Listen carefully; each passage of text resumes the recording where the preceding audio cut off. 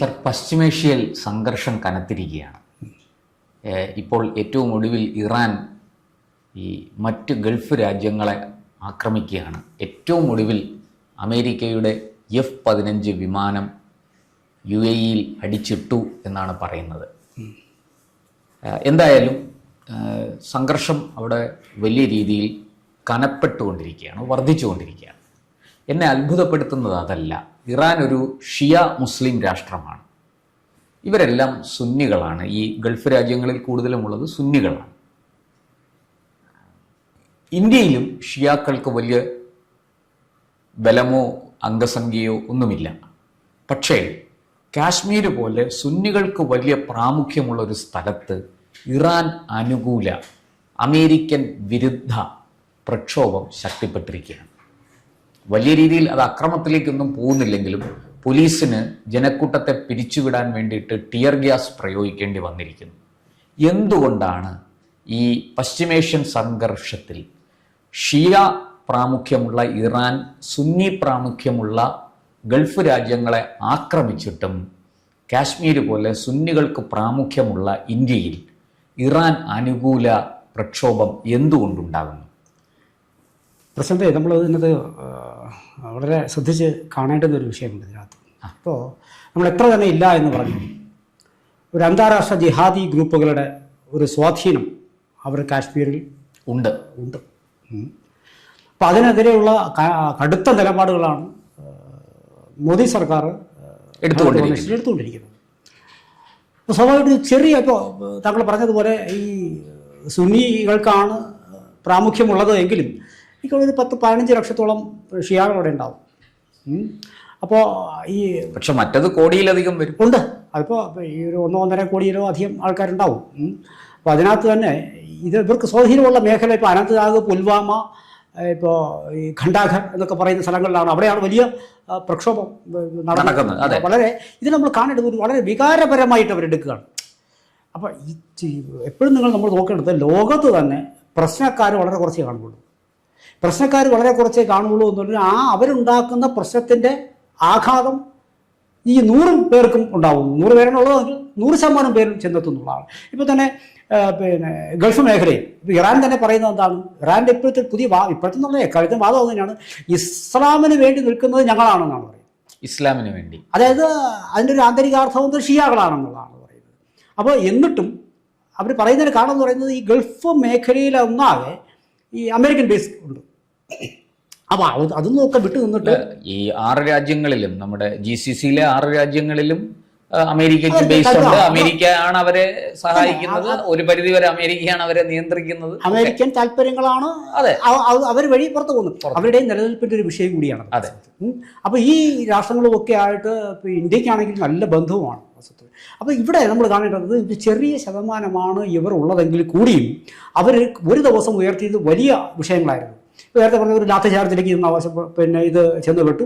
അവർ നെഞ്ചത്തടിച്ചും നിലവിളിച്ചും ഈ ഖൊമൈനിയുടെ മരണത്തിൽ കരഞ്ഞ് പോവുമായിരുന്നു.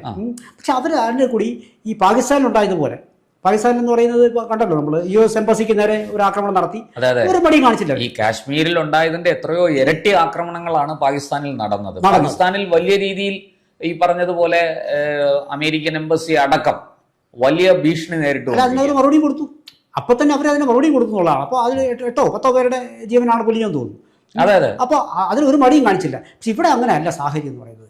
ഇവിടെ വാസ്തവത്തിൽ നമ്മൾ കാണേണ്ടത് പക്ഷേ കാശ്മീരിൽ അവർ മുഖ്യമന്ത്രി തന്നെ പറഞ്ഞിട്ടുള്ള കാര്യം എന്ന് പറയുന്നത്, നിങ്ങൾക്ക് ആർക്കെങ്കിലും ഈ അദ്ദേഹത്തിൻ്റെ വേർപാടിൽ ബുദ്ധിമുട്ട് അനുഭവിക്കുന്നുണ്ടോ എങ്കിൽ അവർക്ക് ദുഃഖം ആചരിക്കാനുള്ള സൗകര്യം കൂടി നമ്മൾ കൊടുക്കണം എന്നാണ് പറഞ്ഞത്. അതൊരു ന്യായമായ ഒരു പ്രസ്താവനയാണ്. പക്ഷെ അതിനെ വളച്ചൊടിക്കാം. അദ്ദേഹം പറഞ്ഞത് ഇങ്ങനെയാണ്, അത് വേണമെങ്കിൽ നിങ്ങൾക്ക് ഇപ്പോൾ മൗൺ ചെയ്യാനുള്ള ഒരു അവസരം, അത് ആ ദുഃഖം അത് അനുശോചനം രേഖപ്പെടുത്തുക, അല്ലെങ്കിൽ അത്തരത്തിലുള്ള ദുഃഖം പ്രകടിപ്പിക്കാനുള്ള സാഹചര്യം ഒരുക്കി കൊടുക്കേണ്ടത് നമ്മുടെ ഉത്തരവാദിത്തമാണ്. അത് ഏതൊരു മുഖ്യമന്ത്രിക്കും പറയേണ്ട കാര്യം തന്നെയാണ്. പക്ഷേ അവിടെ ഈ ഒരു സൗകര്യത്തെ മുതലെടുത്തുകൊണ്ടാണ് വാസ്തവത്തിൽ ഇവിടെ ആക്രമണം നടന്നതെന്നുള്ളതാണ്. അപ്പോൾ ആ അക്രമത്തെ അടിച്ചമർത്തേണ്ട ഉത്തരവാദിത്വം ഈ പറഞ്ഞ മുഖ്യമന്ത്രിക്ക് തന്നെയാണ്. അപ്പോൾ അത് കേന്ദ്രം വളരെ സൂക്ഷ്മമായി ഇത് നോക്കി കാണുന്നു എന്നും കൂടി മനസ്സിലാക്കേണ്ടതുണ്ട്. അപ്പോൾ ഇതാണ് അവിടെ സംഭവിച്ച കാര്യം. ഇവർ ചുരുക്കത്തിൽ പറഞ്ഞാൽ ഇവർ ഒരു ദിവസത്തെ ഈ പ്രശ്നങ്ങൾ കൊണ്ട് അവസാനിപ്പിച്ചിട്ടില്ല. വാസ്തവത്തിൽ അവർ ഒരു ഏരിയയിൽ ഇവർക്ക് പ്രാമുഖ്യമുള്ള ഏരിയയിലായിരിക്കും അവർ 40 ദിവസത്തോളമുള്ള ദുഃഖാചരണം അവർ പറയുന്നുള്ളതാണ്. ഇത് നടക്കുന്നത് നമ്മുടെ രാജ്യത്തുള്ളതാണ്. ഇത് വാസ്തവത്തിൽ ഇവിടെ വീണ്ടും ഇപ്പോൾ കാശ്മീരിൽ നിത്യമായി സമാധാനം പുറർന്ന് കാണാൻ ആഗ്രഹിക്കാത്ത ഒരു ചെറുവിഭാഗം അല്ലെങ്കിൽ നമ്മുടെ രാജ്യത്ത് ഇപ്പോഴും ഉണ്ട്. ഞാൻ ഈ ചോദ്യം ചോദിക്കാൻ ഒരു കാരണമുണ്ട് സാർ. വർഷങ്ങൾക്ക് ശേഷം ഈ കാശ്മീർ വിമോചന ദിനം ഫെബ്രുവരി 4 5 എന്ന് ഞാൻ ഓർക്കുന്നില്ല. അത് ഈ കഴിഞ്ഞ വർഷം, ഈ വർഷമല്ല, ഈ കഴിഞ്ഞ വർഷം 2025 ആ കാശ്മീർ വിമോചന ദിനാഘോഷത്തിൽ പങ്കെടുത്തത് ഹമാസിന്റെ പ്രതിനിധികളാണ്. ചരിത്രത്തിൽ ഇന്ന് വരെ അങ്ങനെ സംഭവിച്ചിട്ടില്ല. ഈ ലഷ്കർ ഇ തോയ്ബയും ജെയ്ഷെ മുഹമ്മദും ഒക്കെ പല പേരുകളിൽ സംഘടിപ്പിക്കുന്ന പരിപാടിയിൽ പാക് ഒക്കുപ്പൈഡ് കാശ്മീരിൽ ഈ ഹമാസിന്റെ പ്രതിനിധികൾ വരികയും പങ്കെടുക്കുകയും കാശ്മീർ വിമോചനത്തിന് ഐക്യദാർഢ്യം പ്രകടിപ്പിക്കുകയും ഇന്ത്യക്കെതിരെ യുദ്ധപ്രഖ്യാപനം എന്നുള്ള രീതിയിൽ അവിടെ ചില പ്രസ്താവനകൾ നടത്തുകയൊക്കെ ചെയ്തു.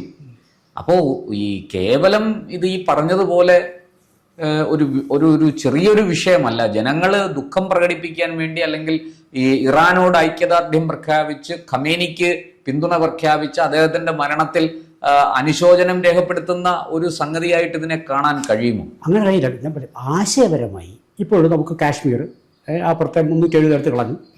ഇപ്പോഴും നമുക്ക് ഉറപ്പിച്ച് പറയാൻ കഴിയും, 100% നമുക്ക് പറയാൻ കഴിയുമോ ഇന്ത്യൻ ഭരണകൂടത്തോടാണ് നമുക്ക് 100% നമ്മുടെ ആത്മാർത്ഥ എന്ന് ഉറപ്പിച്ച് പറയാൻ കഴിയാത്ത ഒരിടമാണ് ഇപ്പോഴും കാശ്മീർ. മാത്രമല്ല ഈ പണ്ഡിറ്റുകളുടെ പുനരധിവാസം വളരെ സ്ലോയാണ്. ആശയപരമായി ഇപ്പൊ ഷിയ സുന്നി വിഭാഗങ്ങൾ അവിടെ നിൽക്കട്ടെ, പരസ്പര ഏറ്റുമുട്ടൽ അത് അവിടെ നിൽക്കട്ടെ. പക്ഷെ എങ്കിലും ഇവർക്ക് രണ്ടുപേർക്കും ഈ ഇന്ത്യൻ ഭരണകൂടത്തോട് ഇപ്പോഴും കാശ്മീരിന്റെ വിഷയത്തിൽ ഒരേ മനസ്സാണ്. ഇന്ത്യൻ ഭരണത്തോട് ഇപ്പോഴും 100% മനസ്സുകൊണ്ടും ശരീരം കൊണ്ടും ചേർന്ന് നിൽക്കാൻ അവർ തയ്യാറായി സന്നദ്ധരല്ല. ആ സന്നദ്ധരല്ലാത്തതിന് കാരണമാണ്, ആ ഒറ്റി കൊടുത്തതിന്റെ കാരണമാണ് സിന്ധൂരിൽ നമ്മൾ കണ്ടത്. അപ്പോൾ സ്വാഭാവികമായിട്ടും ഷിയ ഗ്രൂപ്പുകളാണ് ഇവിടെ ഈ പ്രശ്നങ്ങൾ ഉണ്ടാക്കുന്നതെങ്കിലും അതുവഴി ഇന്ത്യയിൽ ഇപ്പോൾ നിലവിലുള്ള സർക്കാരിനെ സമ്മർദ്ദത്തിലാക്കാനുള്ള ഒരു അവസരമായി ഇതിനെ സുന്നികൾ കണ്ടുകൂടായുണ്ടോ? ഏതെങ്കിലും തരത്തിൽ ഇപ്പോൾ കഴിഞ്ഞ ദിവസങ്ങളിൽ കണ്ട എന്താണ്, ഇവിടെ വന്നിട്ട് മുഖ്യമന്ത്രിയുമായി നമ്മൾ കണ്ട കാഴ്ചയല്ലേ, ചില കാര്യങ്ങൾ അവർ കണ്ണു നിൽപ്പിക്കുകയാണ്.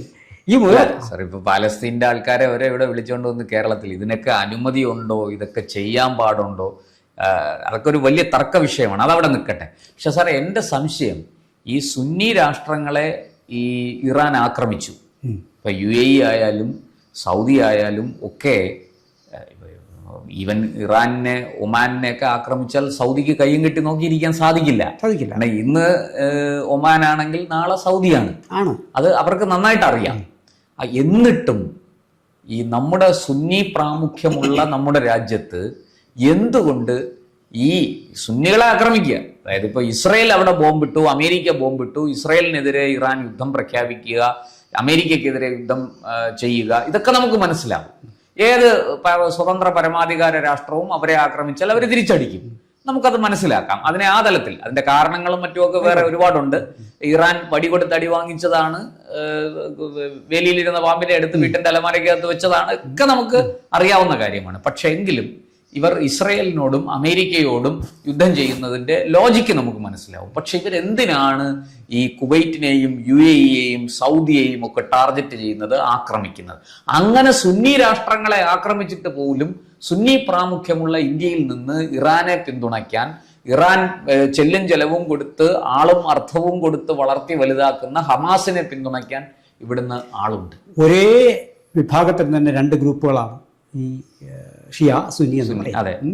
സ്വാഭാവികമായിട്ടും അവരുടെ മനസ്സിൽ അടിയുറച്ച ഒരു ചിന്ത വന്നിരിക്കുന്നു എന്ന് പറയുമ്പോൾ ഞങ്ങൾ അപകടത്തിൽ, അതായത് ഇസ്ലാമിന് വേണ്ടി നിലകൊള്ളുന്നത് അപകടത്തിലാണെന്നുള്ള ഒറ്റ നരേഷനാണ്. ഇസ്ലാമിന് വേണ്ടി നിലകൊള്ളുന്നത് ഞങ്ങളാണ് എന്ന് ഷിയയുടെ വിശ്വാസം, ഉറച്ച വിശ്വാസമാണ്.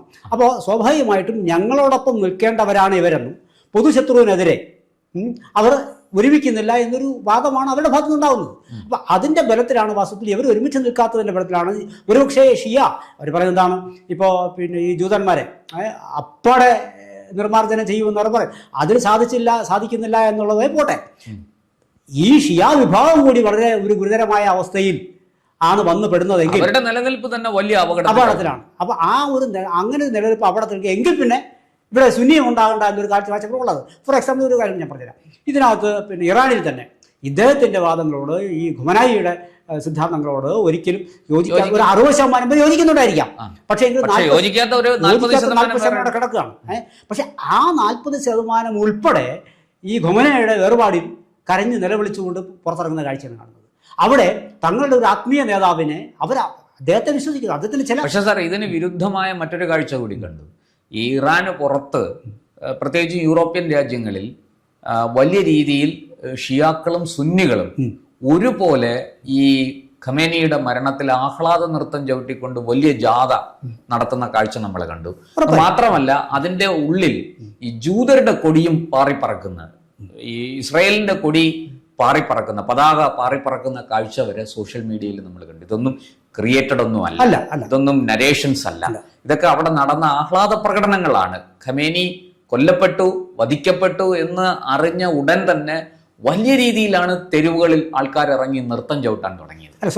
ഇപ്പൊ ഇതിനകത്ത് പറയുന്നത് വെച്ചാൽ ഇവരുടെ ഒരു പ്രത്യേക മനസ്സാണ്. അതായത് ആളിക്കത്തി തീരാൻ പോകുന്ന ഒരുവന്റെ മനസ്സ് സ്വാഭാവികമായിട്ടും എന്നാ പിന്നെ സർവനാശത്തിലേക്ക് പോക്കോട്ടെ എന്നൊരു ചിന്ത. ഇറാൻ അങ്ങനെ തീരുമാനിക്കുന്നത് വലിയ നാശത്തിലേക്ക് പോകുന്നത് അങ്ങനെ തീരുമാനിച്ചിട്ടുണ്ടാവാം. ഇനി നേരെ തിരിച്ച് ഇത് തന്നെ എടുത്ത് ഇന്ത്യയിലേക്ക് വെക്കുക. ഷിയ ആയാലും സുന്നി ആയാലും ഞാൻ ഉറപ്പ് പറയുന്നു, ഇന്ത്യൻ സർക്കാരോട് വിശേഷിച്ചും ഇപ്പോഴുള്ള സർക്കാരിനോട് ഒരു കാരണവശാലും ഈ രണ്ട് വിഭാഗത്തിനും ചേരാൻ കഴിയില്ല. രണ്ട് വിഭാഗത്തിനും പൂർണ്ണ മനസ്സോടുകൂടിയല്ല ഇവർ നിൽക്കുന്നത്. ചില സാഹചര്യങ്ങളുടെ വിഷയങ്ങളുണ്ട് ഇതിനകത്ത്.